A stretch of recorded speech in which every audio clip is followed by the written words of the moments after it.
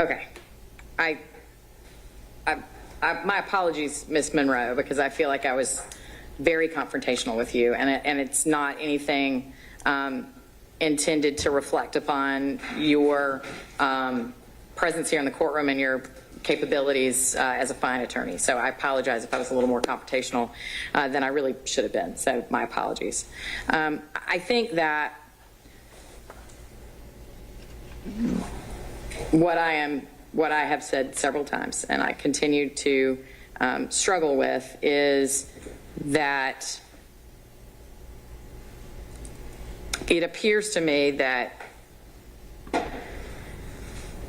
I've already said that I think either or both the Fulton County District Attorney's Office and Madam DA Fani Willis in her official capacity as the District Attorney of Fulton County are subject to the Open Records Act.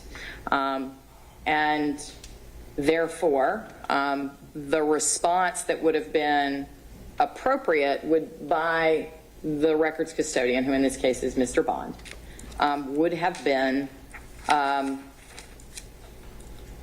to recite some procedure that he follows or some process that he follows, which I didn't clearly hear in terms of when he receives a request.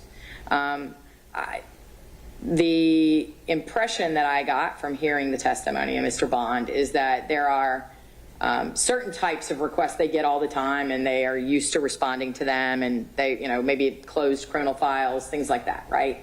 And that those are pretty standard. And I imagine that these requests were somewhat out of the ordinary for what the office requires or typically handles. But the fact, and this is where it really gets off the rails, that not only was Mr. Bond not able to testify to a particular process that he follows by requesting, you know, from IT to do searches, and more importantly, to follow up with certain people, but not Ms. Merchant, about what it was that was the nature of the request. Seems to me to indicate that there's something of a problem regarding the efforts of the records custodian of the Fulton County District Attorney's Office to in good faith comply. Now, having said all of that, here's what we are going to do. I am telling you right now where I am leaning and how I'm going to rule, assuming that tomorrow the Supreme Court does not say that the District Attorney's Office and the individual officially duly elected person is not subject to the Open Records Act. So it is not my intention to enter an order today, but I do want to tell you what my likely ruling will be, because I'm going to reserve the issue of attorney's fees, right, with in terms of damages that are sought. I believe, based on the evidence that I've seen, there is no dispute that the records that were sought, that the requests were clear, and that to the extent that the custodian did not understand what was being requested, it was the obligation of them to make a good faith effort to make sure they understood what was being provided or what was being requested. I do not believe that the records custodian engaged in a good faith effort to determine how to respond to the requests that were made. I also am unpersuaded by the idea, given the high profile nature of so much of what the District Attorney's Office does in Fulton County, the sheer volume of just media requests alone for public documents makes me question the idea that 13 requests from one individual was somehow overly burdensome. Because of that, it is my inclination to find that as to the NDAs, as to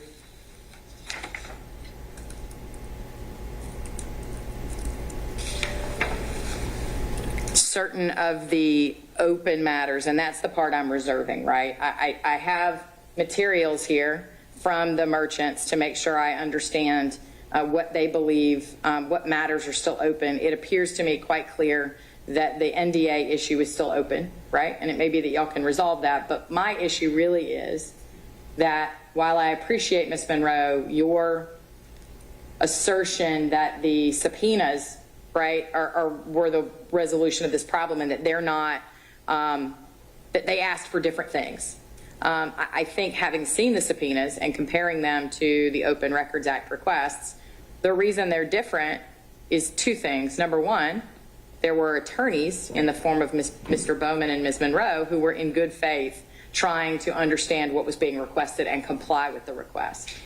That was not the same in the Open Records Act request. And two, by the time those requests morphed into the subpoena that was served on Fulton County, Ms. Merchant had been educated about what it was she was asking for and how to ask for it more clearly, which again could have all been accomplished had Mr. Bond not had the Ashley Merchant rule.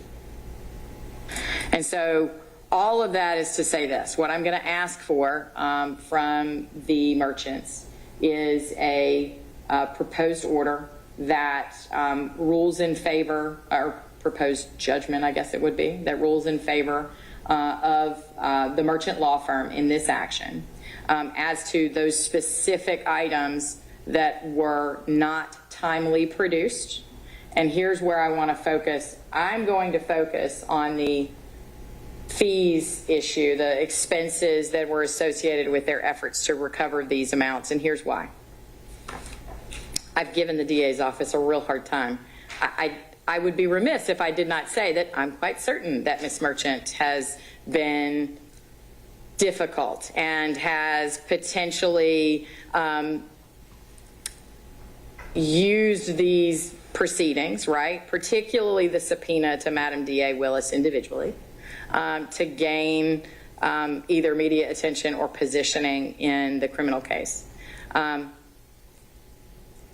While I'm certain that is true, as I challenged Ms. Allaby about a moment ago when she was speaking, my understanding of the Open Records Act request is, while some of that argument may be relevant to whether or not Ms. Merchant or the firm was substantially justified in making these requests, at the end of the day, the relevant consideration is, are these public documents that the public is entitled to see?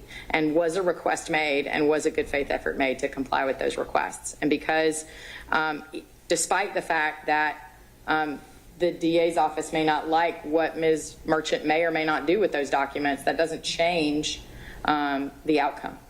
And so the reason I say all that is to say that I don't intend necessarily to award the entirety of the attorney's fees that were sought by the Merchant law firm. I expect that I will cull a good bit from it because I believe that some of it, particularly the subpoenas to all the various parties, when it took me 10 minutes into that first hearing to point out that I wasn't going to hear from any of those witnesses until it became absolutely necessary, because those witnesses were in possession of specific information that no one else was in possession of. And that's a fairly standard approach in civil law. And so I do think perhaps there was an expanding of the proceedings, but I'm not ruling on the motion that was urged today regarding sanctions and fees, but I will say that that still probably wouldn't rise to a basis for sanctions, because very quickly the Merchant law firm got the testimony that it believed it needed to prove its case from one witness, and then released the others from further requirements to testify, despite the fact that, you know, if it was really Ms. Merchant's intention to get media attention and hype this all up to the media, she could have continued to insist and get into an argument with the court and brief, et cetera, on this entitlement to examine Madam DA Willis. I will also say that I take exception to this argument that this entire characterization of Ms. Merchant, who, again, I don't doubt that she has been, I'll stick with the word difficult, because that's what I said before, right? That she is someone who is aggressive and difficult, can be difficult to deal with in litigation, whether it be civil or criminal. I understand that. But the district attorney's motion and the effort to characterize it as being in bad faith by hyping up all this media attention to harass the DA's office could have all been cut. All of that could have been cut away if Dexter Bond had picked up the phone and called John Merchant or Ashley Merchant and said, "What are you trying to get?" and then given the documents. or engaged in a good faith effort that would reassure the requesting party that some good faith effort had been made to locate those documents, so that when the representation that no such documents existed or were in the possession of the custodian was made, it would be more credible. So all of that is what I'm going to do, assuming again that the Supreme Court doesn't wipe this all away tomorrow, is enter a judgment in favor of the merchant law firm regarding the failure to timely provide the documents that were requested. The ones that are still listed, the ones that are still outstanding, if there are any. It sounds like we've abandoned most of them except for perhaps the NDA in terms of injunctive relief. Mostly this is about failure to timely provide, and that will occasion an award of attorney's fees in favor of the merchant law firm associated with the efforts they undertook to secure these documents.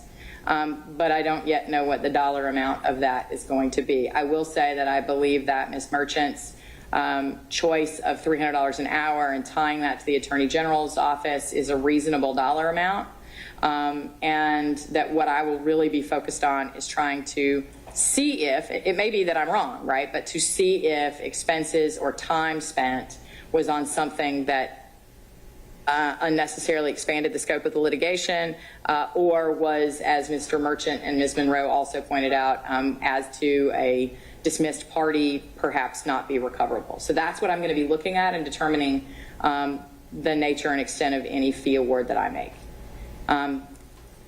Questions about what I've just said? Ms. Monroe. Thank you, Your Honor, for your breakdown. I'm just wondering if the court will be considering any fees that have commenced that were incurred prior to this litigation. So that's one of the reasons that I want to look at this issue, because my best recollection as I sit here right now of the standard is that certainly attorney's fees incurred in the litigation beginning when the litigation began is what is directly recoverable. I don't, as I sit here right now, recall what the law is about the things like the drafting of a complaint or things like that of positioning a case to be filed and whether such fees are recoverable. But it's my intention to resort to the case law, and if there's case law that says those things should not be recovered, then I will exclude them based on what I find in the case law. Anything else, Ms. Monroe? That's it. Okay. Mr. Merchant? No, Your Honor. Okay. Last thing is, if the... I just wanted to say I promised you exhibits. Yes, thank you. If the Gonzalez versus Miller opinion comes out tomorrow and it does in fact say that the district attorney's office and or the elected district attorney in their official capacity are not subject to open records, then I assume I will be receiving a motion to dismiss the case from the county attorney, which will likely be granted, but we might have to mull through it a little bit more than that. I just don't know what it will say. I will be surprised, given Justice LaGrua's decision in the Milleron case and how expansively they were applying the statute there, if they were to very narrowly read it here. But we'll see, because I'm not on that court and I'm not in charge of that. So, anything else that anybody needs from me? Nothing from the plaintiff, Your Honor. No, Your Honor. Thank you all. Have a good day.